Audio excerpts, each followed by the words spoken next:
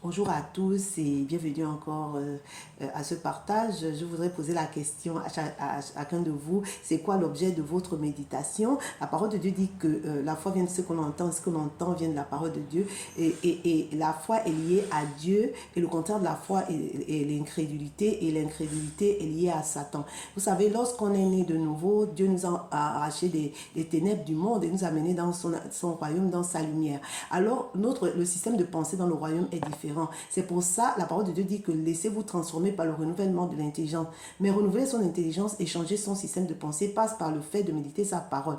La parole de Dieu dit dans Josué 1,8, version parole de vie, répète sans cesse les enseignements du livre de la loi, rédis-les dans ton cœur jour et nuit, ainsi tu t'efforceras d'obéir à tout ce qui est écrit. De cette façon, tu mèneras tes projets avec succès et ils réussiront.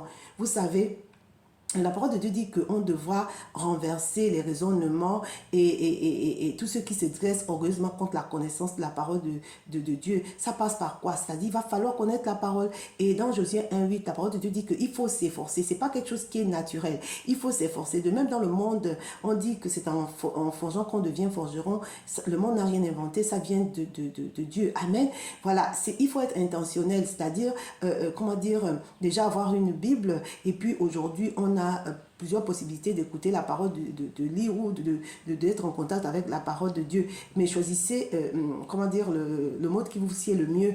Et c'est ainsi, comme dit la parole de Dieu, dit, de cette façon, tu mèneras tes projets avec succès et ils réussiront. Comment tu veux refléter Christ? Comment avoir les mêmes sentiments qui étaient avec Christ si ce n'est en lisant et en méditant sa parole? Amen.